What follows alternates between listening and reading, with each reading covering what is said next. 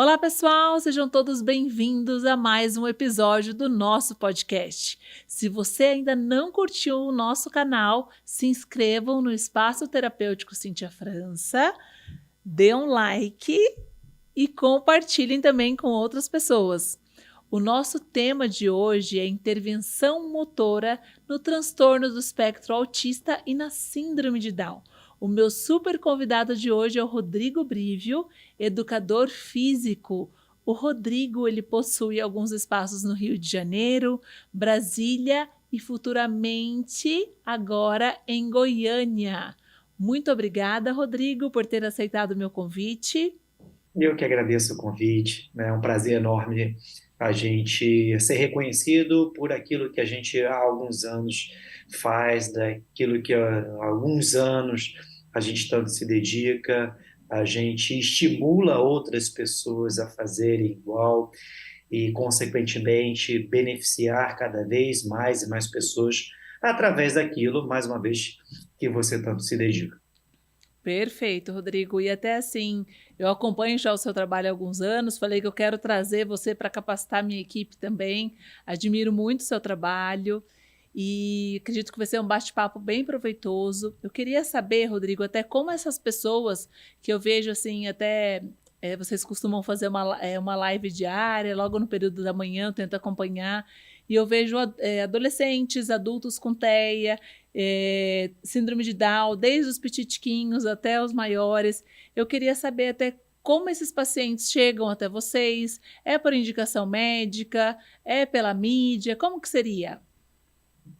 A mídia, ela fala cada vez mais sobre a importância do exercício físico para qualquer pessoa, né?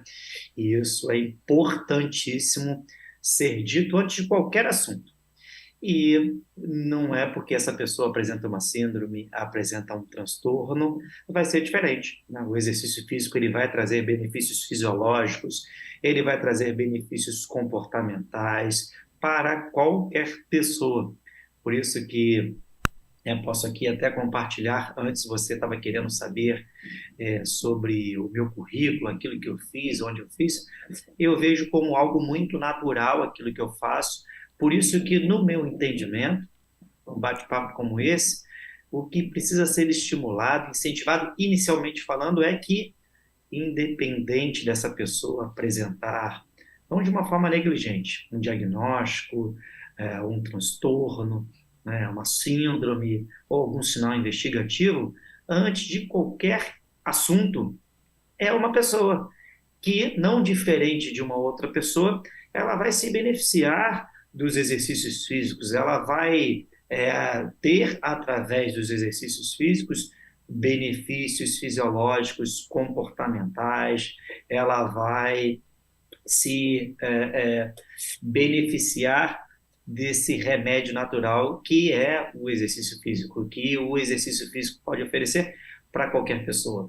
Então, por isso que quando as pessoas querem me apresentar, eu nunca me coloco numa posição, vejo que não há a menor necessidade de pedestal para me apresentar. Então, o meu único pedestal é profissional de educação física e não diferente de nenhum outro.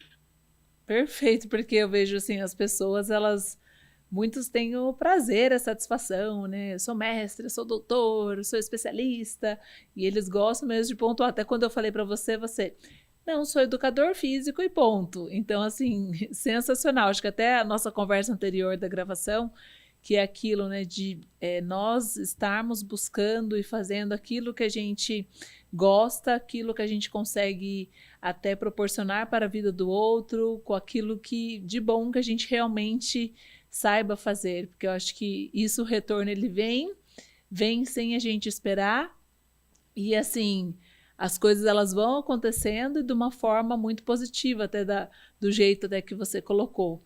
Fiquei Fiquei ainda mais, virei ainda mais a sua fã, porque hoje em dia a gente olha as pessoas, elas querem acabar se vangloriando de alguma forma mesmo, né? Eu conversei muito com você, né, nos bastidores, né? Eu acredito que um dos alicerces que fez, que faz e que certamente vai fazer com que eu consiga arrastar mais e mais pessoas, eu acredito que é não dedicar aquilo que eu tenho de mais valioso, que é o tempo, para criticar, para querer saber do trabalho do outro, né? Eu uso muito a rede social, mas se alguém pontuar aqui alguma publicação que eu fiz, algo nesse sentido, em relação à crítica de outro, não vai me ver. Então, se a gente pode utilizar canais hoje de divulgação para, por exemplo, mostrar que a simplicidade ela pode ser eficaz, né? A gente faz uma das ações que nós fazemos, por exemplo, são as novidades da semana. Eu, inclusive, hoje fiz 2 publicações com materiais alternativos, né? Que é incentivar outras pessoas que talvez tenham uma realidade com menos recursos do que eu, mostrar que, através dessa simplicidade, você pode beneficiar também quanto aquele que tem uma estrutura maior. Ou seja, dedicar o nosso valioso tempo àquilo que vai acrescentar na vida de alguém de uma forma positiva. Então, por isso que quando a gente, no meu entendimento, a gente busca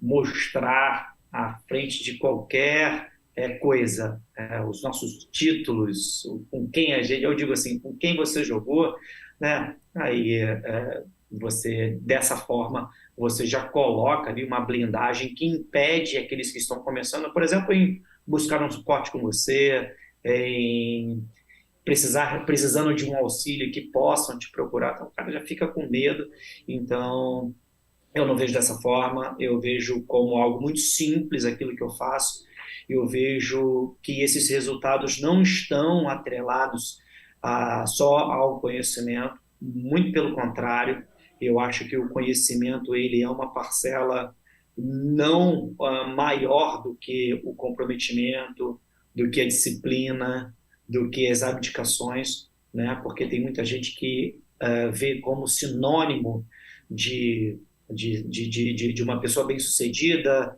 o fato de você ingressar numa melhor instituição, o fato de você fazer um treinamento que já tem ali uma visibilidade muito grande.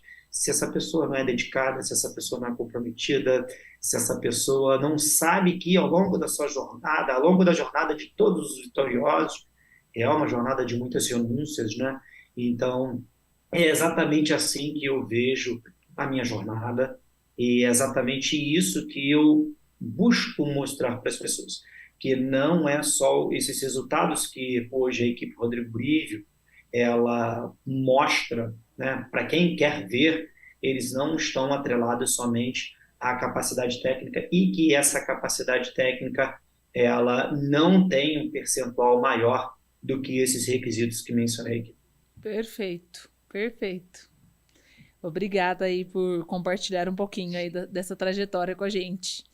E até assim, como o tema, essa parte da intervenção motora na síndrome de Down, no TEA, como que funciona, Rodrigo, essa questão do processo avaliativo quando essa criança, quando esse adolescente, esse adulto chega até vocês, a questão do estabelecimento das metas, dos objetivos, como que é feito? Sim, aí a gente já fala um pouco mais específico, né? Aí eu concordo que, de fato, a gente precisa entender o público com o qual a gente vai avaliar, né? Hoje existem muitas escalas, você consegue mensurar o tônus, que você consegue mensurar, avaliar o equilíbrio de qualquer pessoa. Porém, se nós formos mais específicos, vou falar sobre o TEA. Vamos lá. Nós temos presentes, né, nós temos fatores muito presentes, melhor dizendo, dentro do contexto da pessoa com o transtorno do espectro do autismo. Posso mencionar aqui para vocês questões sensoriais. Às vezes, essa pessoa ela tem uma hipersensibilidade a uma luminosidade, por exemplo, aquilo que talvez para você seja algo muito bem administrado, para mim, muito bem administrado, às vezes essa luminosidade aqui, ela vai ser um motivo de desorganização para aquela pessoa que não consegue administrar isso muito bem. E às vezes, essa dificuldade em administrar essa luminosidade aqui pode fazer com que essa pessoa, dentro desse cenário aqui, ela se comporte completamente diferente, não porque ela não está gostando de pular no bambolê, de pular numa cama elástica, mas pura e simplesmente, para alguns, essa luminosidade aqui foi potencializada ao extremo e ela consequentemente não conseguiu suportar aquilo dentro desse cenário. Dessa forma, vocês acham que ela vai pular bem dentro do bambolê? Dessa forma, será que ela vai conseguir pular numa cama elástica? Que ela vai ter equilíbrio condizente para ir de uma extremidade à outra numa trave de equilíbrio? Muito provavelmente não, porque ela está desorganizada. Ou seja, fatores como esses que mencionei, às vezes o próprio cheiro do perfume do professor, às vezes a dificuldade de interpretar o comando verbal que você propôs para aquele aluno, ele não executou aquela ação. E não porque ele não tem requisito motor, pura e simplesmente porque não foi adaptado, não foi, é, é, não foi procurado, não foi levado em consideração a forma com a qual ele busca uma comunicação. Então, quem está dentro do contexto, por exemplo, está cada vez mais atento à comunicação aumentativa alternativa, está cada vez mais atento a perguntas sobre hipersensibilidade, hipossensibilidade. Então, fica cada vez mais claro que esse profissional, ele, quando for avaliar essa pessoa, quando for acolher essa pessoa, ele precisa levar esses fatores, que eu dei apenas alguns aqui como exemplo, para que ele não seja muito discrepante, para que ele não seja errôneo na sua avaliação. Porque, vamos lá, se eu pego esse aluno por conta dessa desordem, como eu mencionei, já vou falar de outro exemplo, do cheiro do perfume do professor. Às vezes chegou um professor todo perfumado lá e esse garoto tem uma hipersensibilidade ao cheiro e ele está desconfortável por conta disso. E hoje mais de 70% vai ter uma dificuldade grande com a fala funcional, ele vai ter dificuldade em falar assim, pô, Rodrigo, teu perfume está forte pra caramba, então eu não vou conseguir pular nessa cama elástica porque eu estou incomodado. Então, como é que ele vai reagir?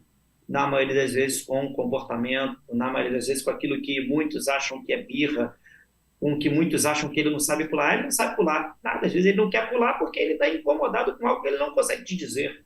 Ou seja, essa pessoa, esse profissional, quando ele, dentre tantas e tantas coisas, mas quando ele for avaliar, ele precisa saber o público com o qual ele vai avaliar. E eu vejo isso não diferente, por exemplo, de uma sala de musculação com hipertenso, com cardiopata, com obeso. Não faz o menor sentido ele pegar um obeso ali e fazer determinados exercícios de uma sala de musculação. Ou seja, ele precisa dar suporte cada vez mais confortável para que, dentre tantas e tantas coisas, está a avaliação, para que quando ele for avaliar, ele seja mais assertivo possível com o seu aluno, com o seu paciente, com o seu, ou às vezes com o seu filho. Perfeito. Eu sou terapeuta ocupacional com formação em integração sensorial, né? E quando você fala até dessa questão dos sentidos aí, né? Dessa questão do hiper e do hipo, é algo que tem que ser muito levado em consideração. Até na clínica que a gente treina a equipe toda, porque eu falo, gente, qualquer coisinha, de repente, o que é normal pra gente acaba não sendo para eles. Sim. Então, eles ouvem de uma forma exacerbada, o cheiro de uma forma exacerbada, essa questão da hiperreatividade, e pode desestruturar totalmente, a gente perder toda a nossa sessão. Então, tem que ter muita cautela mesmo referente a isso, é igual você pontuou. Às vezes o aluno ele não vai conseguir executar, aí ele vai ter um comportamento totalmente disfuncional, vai se jogar, vai gritar, que é a forma que ele vai conseguir mostrar ali para o meio que realmente... Às vezes até se autorregular, né? Às vezes até se autorregular. Às vezes até alguma busca de autorregulação é esse comportamento, né? Exatamente. E o que eu observo hoje, Rodrigo, também é muito difícil a gente encontrar protocolos avaliativos.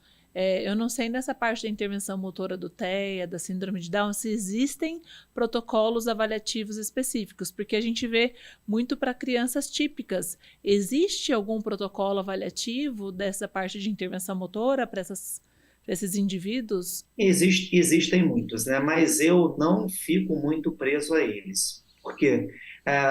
Porque durante o acolhimento familiar, durante o período que você conhece essa pessoa, quando você for avaliar, certamente, em momento algum, você, por exemplo, eu trabalho numa academia onde tem um barulho muito grande, onde sazonalmente nós temos a colônia de férias, onde nós temos festividades. Então, não faz o menor sentido quando eu for avaliar essa pessoa, eu conheço a maioria delas, né? Então, o meu objetivo não é diferenciar, principalmente quando a gente fala de faixa etária, não diferenciar a sua faixa etária, mas sim fazer com que aquele ambiente seja o mais confortável possível para que, consequentemente, eu seja mais assertivo possível nessa avaliação. Entende? Por exemplo, você tem lá um protocolo muito conhecido, do Rosa Neto. Perfeito, maravilhoso. Mas que esse protocolo vai ser de muito difícil aplicabilidade se você, como eu mencionei aqui, como você mencionou aí, às vezes é um ambiente que não está preparado para essa pessoa ser aplicada, né, a ser exposta a esse protocolo. E é dessa mesma forma, por exemplo, que eu vejo uma sala de aula. É exatamente assim que eu vejo uma sala de aula.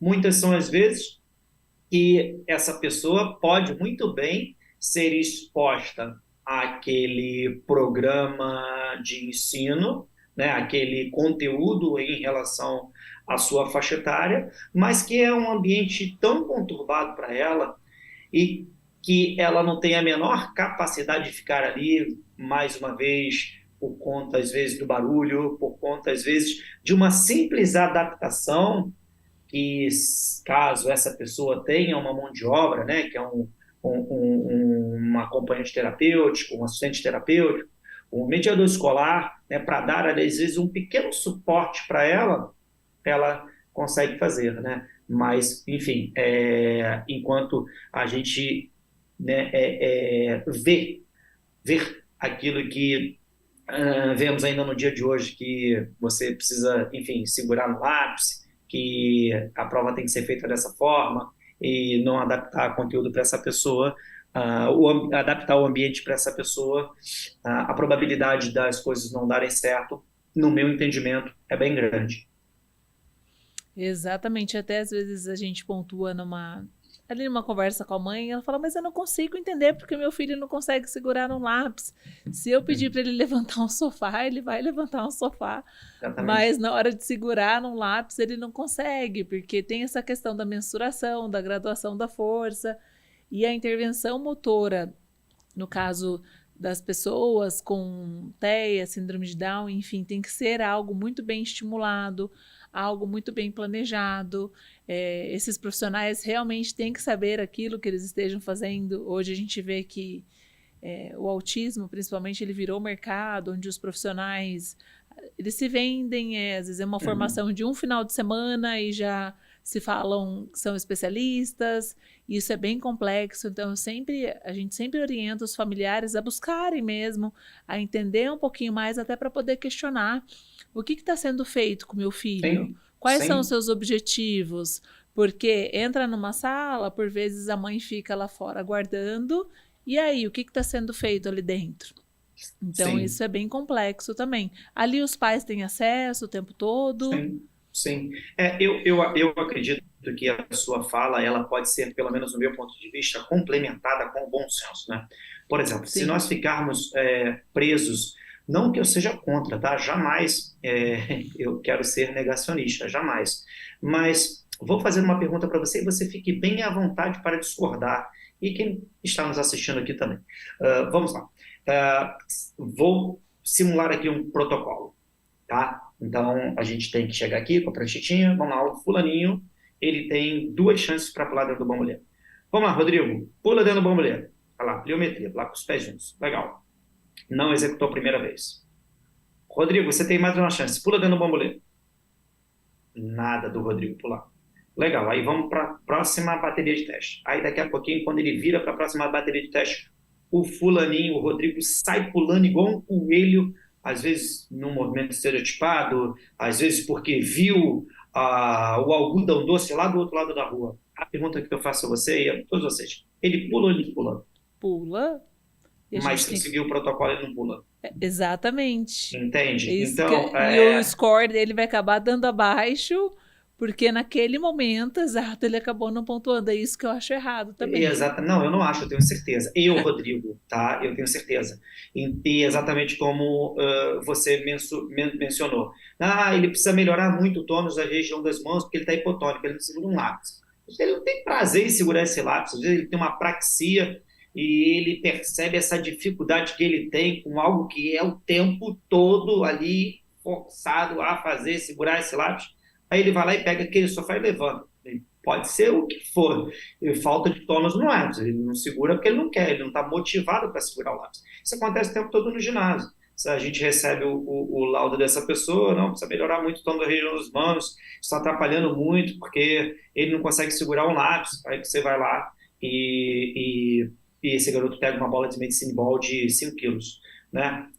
E é isso que talvez dentre umas coisas bacanas que a gente vem feito com os treinamentos online, que é fazer com que as pessoas pensem fora da caixa, que elas formem opiniões. Vou dar um exemplo, tem um grupo de terapias de mães atípicas que sazonalmente a gente faz esse treinamento para eles gratuitamente.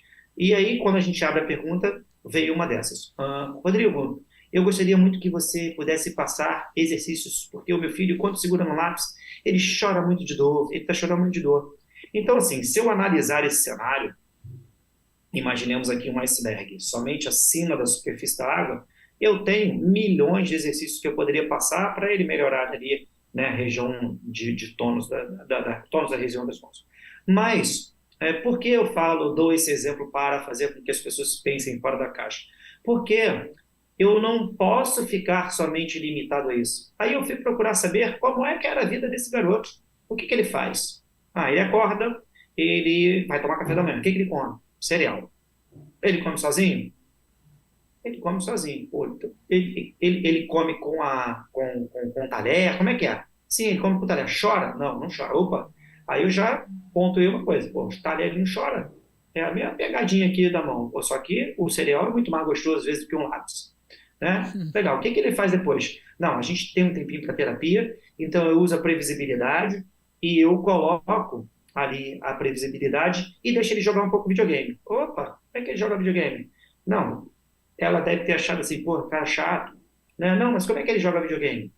Não, ele joga videogame ali com a mãozinha, né, dedinho, chora? Não.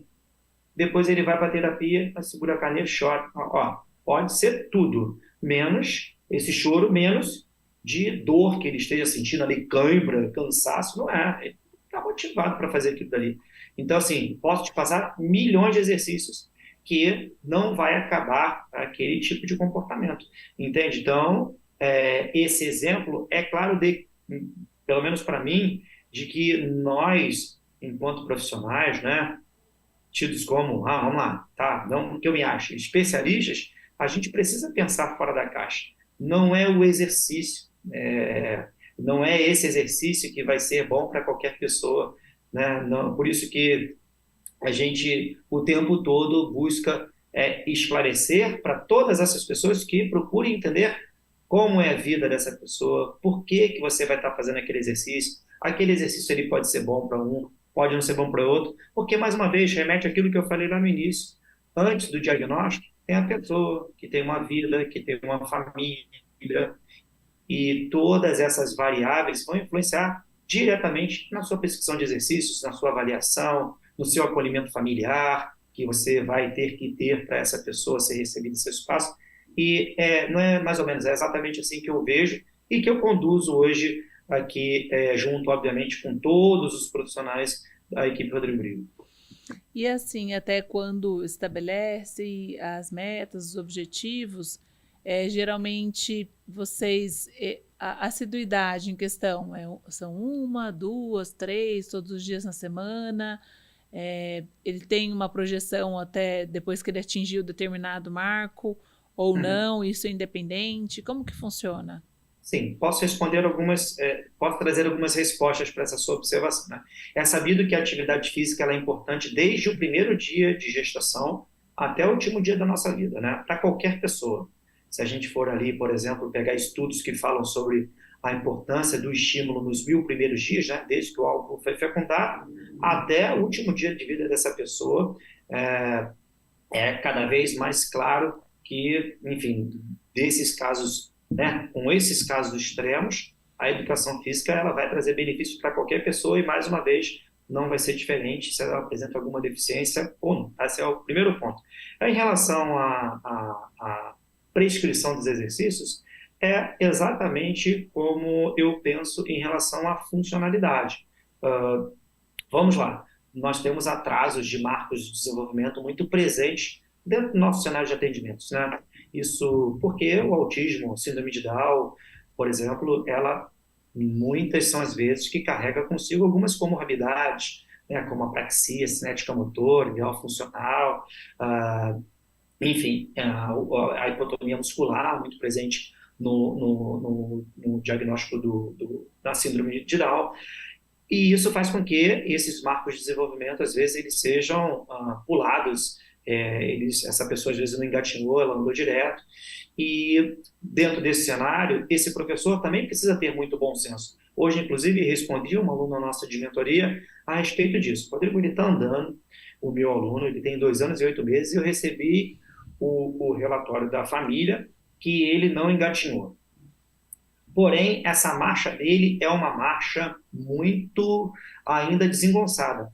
Provavelmente porque ele não engatinhou, tá?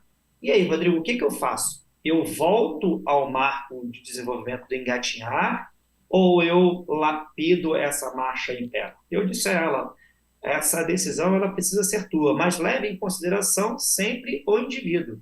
E o que que o caminhar vai oferecer para ele naquele momento? Vai trazer novas oportunidades de socialização, uma autonomia muito maior, vai trazer uma independência em relação à faixa etária muito maior. Então, é o bom senso. Então, você, ó, poxa, eu vou lapidar esse caminhar dele. Mas nada impede de uma aula ou outra eu voltar para fazer aquele treinamento de engatinhar, que eu sei que se ele lapidar isso daqui, ele vai melhorar lá no Império. Então, assim, essas avaliações, no meu entendimento, elas não terão um padrão único. Eu tenho uma menina, por exemplo, posto muito vídeos dela, ela tem paralisia cerebral. Então, ela não andava, né? E a cognição muito boa. Então, se a gente olhasse ali aquele cenário, o fisioterapeuta da nossa equipe, se ele olhasse aquele cenário ali, ele ia fazer muitas intervenções nela de forma estática, ficar ali alongando o tendão, enfim, buscar ali uma simetria, e algo nesse sentido que não compete ao meu credenciamento, sou profissional de educação física. Mas foi levado em consideração que antes dela ter a hemiplegia, era uma criança. E ela queria, assim como qualquer outra criança, pular a amarelinha. Os Ela desejos e queria, vontades, né? exatamente, assim como qualquer outra criança, ela tem os seus desejos, suas vontades de criança. Então, levando em consideração esse profissional, ele deu a ela autonomia de andar ali, obviamente, com uma marcha hemiplégica, mas ela andou. E tem vídeos dela, vocês podem olhar ali. Hoje, ela pula na cama elástica.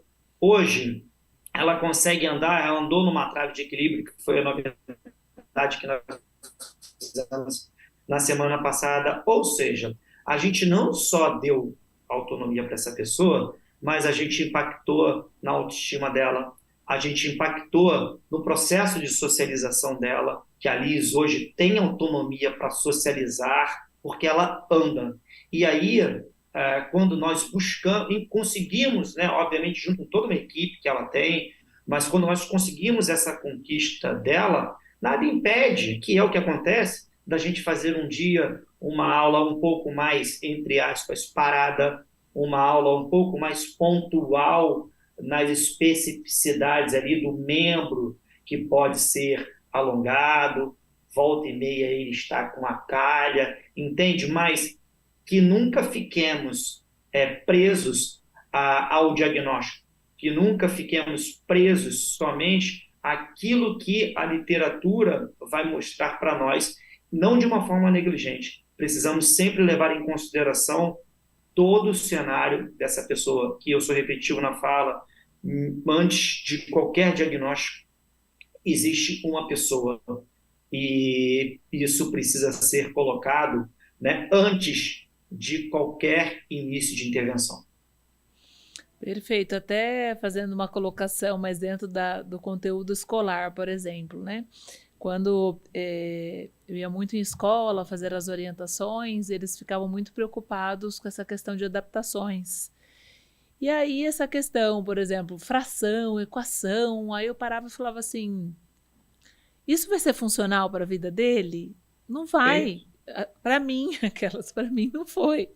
Então, o que, que vai ser mais importante para esse indivíduo? Vai ser mais importante ele saber onde ele mora, ele ir no mercado, ele conseguir comprar aquilo que ele deseja, Perfeito. ele, né, saber atravessar uma rua. Então, isso daí é complementando, mas num outro âmbito, porque a gente tem que viabilizar e entender o que, que vai ser funcional e importante para a vida do outro. É Concordo igual plenamente. quando chega uma família para a gente, eles vêm com 1001 expectativas, objetivos, e por vezes os objetivos da família eles não vão de encontro ao nosso, porque eles criam expectativas que por vezes, pela falta de entendimento, eles não vão conseguir saber naquele momento que realmente se isso vai ter sentido ou não para a vida dos seus filhos. Aí, com a intervenção sendo feita e direcionada de forma correta, a gente vai mostrando o verdadeiro caminho e eles começam a entender. Porque também a gente não pode fugir daquilo, do objetivo com a família, porque aquilo é muito importante para ela. Mas a gente vai Sim. mostrando que a gente pode ir indo por um outro caminho que vai ter uma funcionalidade e um sentido maior também para eles. Sem dúvida. Posso dar um exemplo aqui? Vou lá, Claro. vou falar sobre uma modalidade, natação. Né?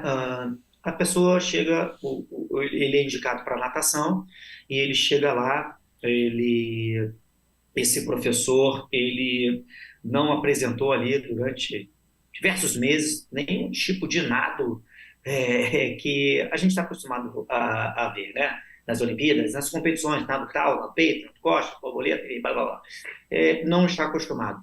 E aí, se essa família, como você falou, na maioria das vezes ela não tem conhecimento, ele, pô, o meu filho foi indicado para aula de natação e esse professor, até hoje, ele não rodou o braço desse aluno, do meu filho. Até hoje, o meu filho só fica naquele chuveiro com uma piscina de 25, 50 metros, porque o meu filho está um mês ali naquele chuveiro.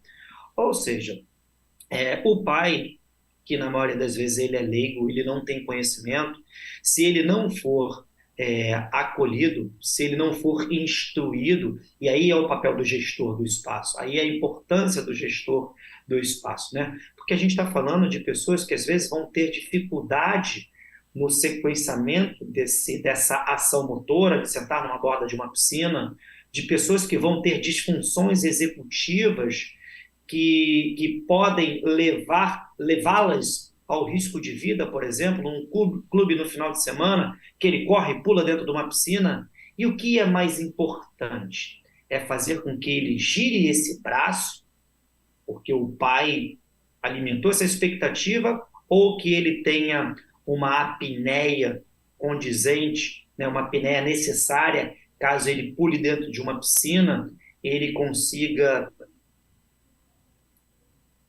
ter segundos até chegar um responsável. Nós temos índices cada vez mais alarmantes, isso foi potencializado, por exemplo, na pandemia, de crianças que estavam brincando e morreram afogadas com bacia de roupa aquarando, que morreram afogadas quando o seu brinquedo caía dentro de vaso sanitário, por e simplesmente. Será que se essa pessoa nadasse crawl, ela conseguiria sair dali? Muito provavelmente não. Mas se ela conseguisse fazer a apneia, para quem não sabe, prender a respiração, né? Ela, muito provavelmente, ela conseguiria, entre aspas, né?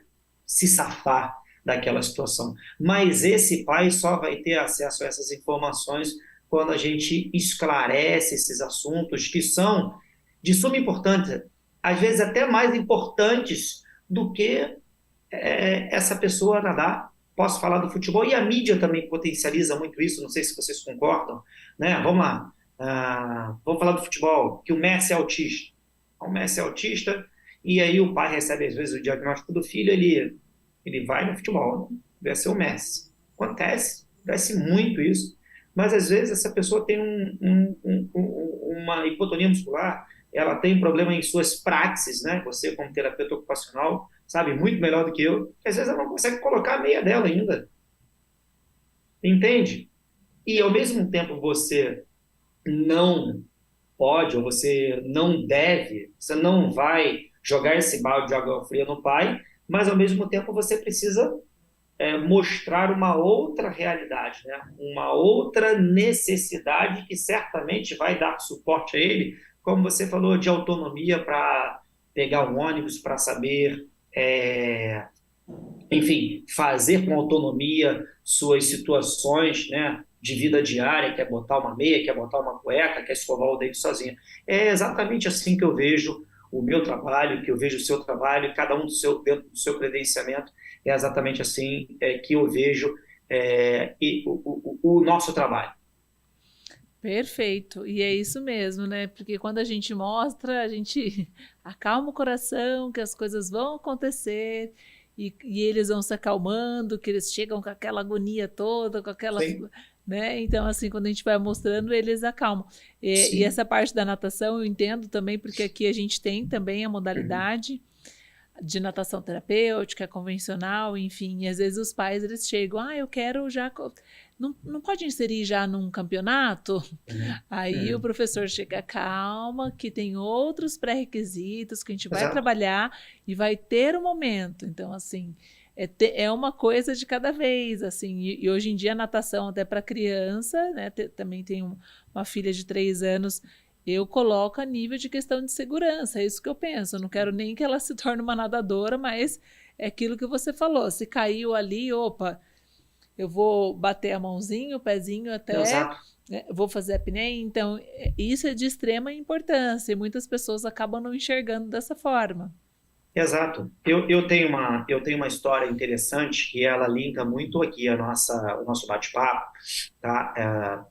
Dentre, hoje eu poderia dizer milhares, né? Só aqui nós temos no Rio matriculados mais quase 500 pessoas, né? Então são muitas 500, a gente está falando de 500 famílias, né?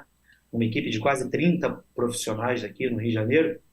E eu tive agora há pouco tempo uma família que ah, ela veio indicada para que nós fizéssemos uma avaliação motora desse garoto, né? A gente colhe normalmente algum questionário prévio, né, dentre as informações, até que mencionei aqui, de questão de hipersensibilidade, saber se essa pessoa tem uma afinidade maior com professores do sexo masculino ou não, qual a música que ela gosta, enfim, buscamos identificar de forma prévia alguns potenciais reforçadores, aquilo que essa pessoa tem muito medo, enfim, a gente normalmente colhe um questionário como esse, e às vezes não acontece nada daquilo que tem, mas enfim, o que eu vou dizer foi o seguinte: essa pessoa veio para nós, eu gosto muito de observar como essa pessoa chega ao espaço. Eu gosto muito de fazer isso, de observar as pessoas, né, a postura das pessoas, qualquer uma delas.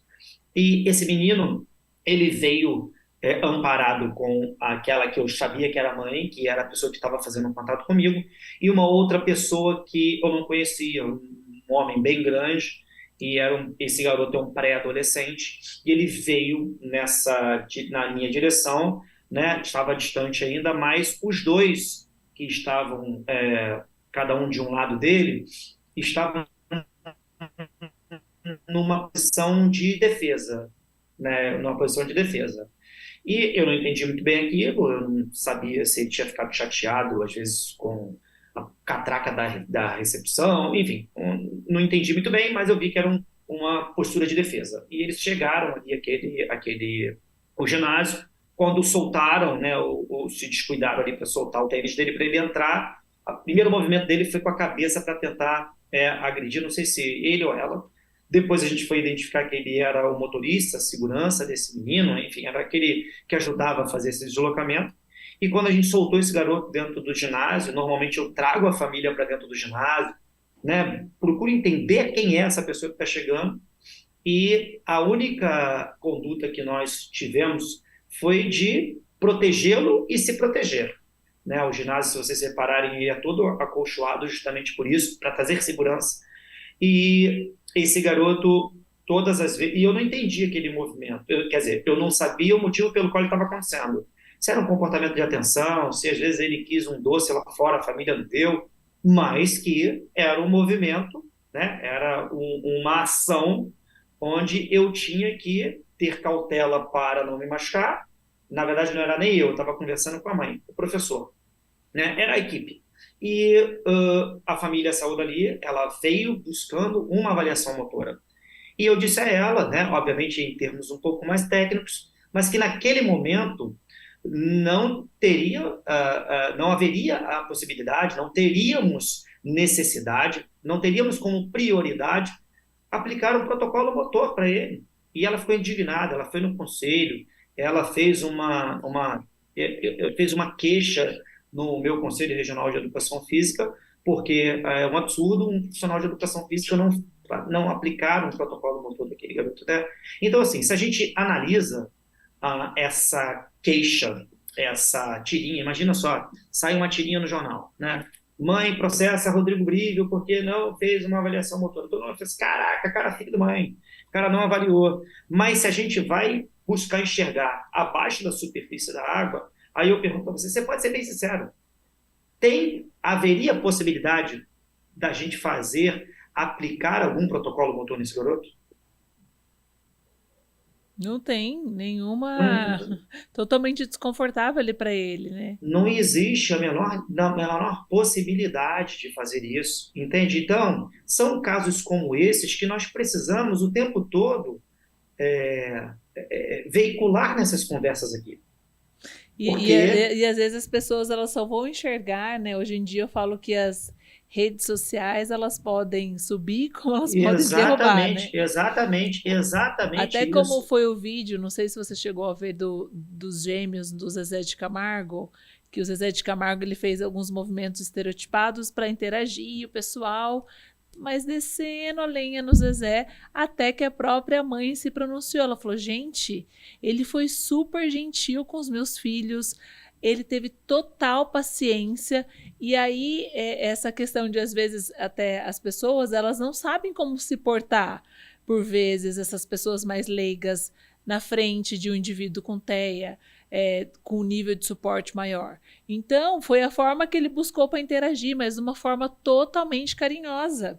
É, Aí precisou a mãe se pronunciar e as pessoas, elas pegam um recorte de um vídeo, do sim. momento que ali elas acabam absorvendo aquilo da forma como elas querem e transformam isso em algo ruim, até para estragar a reputação de uma pessoa. Isso aí, modéstia à parte, eu tô mais do que acostumado. Eu acho que eu tô até um pouco careca por causa disso, tá? Mas assim, não me preocupo, não sofro, mas reconheço quando erro, que fique bem claro, mas, ixi, o que eu já recebi tá para nascer. Eu não vou nem aqui mencionar, sabe por quê? Porque senão a gente dá ibope para esse tipo de gente, Sim, tá? Mas, assim, isso acontece o tempo todo, não só comigo, deve acontecer com você, acontece com todo mundo, né? Por isso que sempre. eu tenho até algumas cautelas em relação à minha família. É, uso muito, dificilmente alguém vai ver aqui foto minha com meu filho, vai ver foto minha com a minha esposa, vai ver foto de momentos de lazer meu. Então, assim, eu procuro ser muito reservado em relação a isso, porque, como você mencionou, os ataques, essas coisas acontecem, mas isso é tão desprezível, comparando, não dá nem para comparar esses ataques, essas observações, essas críticas em relação à grandiosidade de um trabalho, em relação aos benefícios que a gente vai oferecer através do nosso credenciamento, através da nossa dedicação, do nosso comprometimento, né? Mas assim, eu, Rodrigo, e muitos daqueles que confiam em mim veem exatamente assim esse cenário, né? O bom senso, levar em consideração há diversos exemplos que a gente está aqui o tempo todo pontuando o nosso bate-papo. É exatamente assim que eu vejo que quando a gente fica preso a uma pranchetinha, a algo que não leva em consideração esses exemplos, mais uma vez aqui mencionados, a probabilidade de você fazer um copia e cola vai dar muito certo, não. Exatamente. E estamos aí chegando ao final. Foi um bate-papo bem, acho que se deixasse aqui, a gente iria até Vai embora. estender. Queria até que você deixasse um recado final aí até para as famílias, para os profissionais que estão nos assistindo, principalmente para esses pais que chegam todos com o coração aflito, apertado, e dessa parte dessa questão motora. Então, se você puder deixar aí algo para essas pessoas, para a gente Claro. poder finalizar o nosso assunto de hoje. Eu posso trazer aí aquilo que muitos estudos mostram hoje, né? Nós temos hoje uma prevalência muito grande. Acredito que os últimos dados que foram expostos, eles trazem em relação a uma prevalência de 1 para 36, né? Sim. Acredito que seja do Centro de Controle e Prevenção de Doenças dos Estados Unidos, né, que é o CDC, e que essa prevalência é cada vez maior, dentro dessa prevalência cada vez maior, mais de 80% vão apresentar alguma defasagem motora. E isso, na maioria das vezes, é o que impacta na baixa socialização, é o que impacta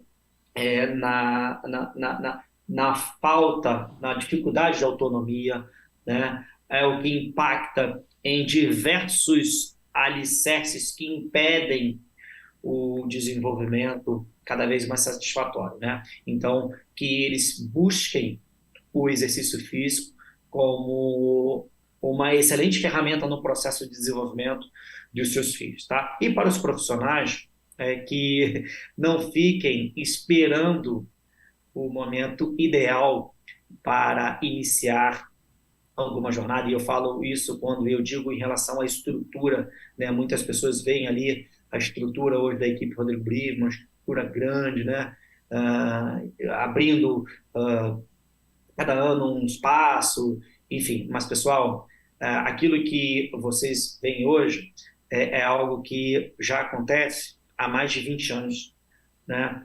E que através da dedicação, do comprometimento, das abdicações, da conexão com pessoas que têm o mesmo propósito que você, a gente consegue ter não só resultados satisfatórios, profissionalmente falando, mas a gente consegue ter resultados fantásticos através desses alicerces associados ali a muito estudo, né? E, enfim, a probabilidade, né, a consequência disso é beneficiar cada vez mais e mais pessoas.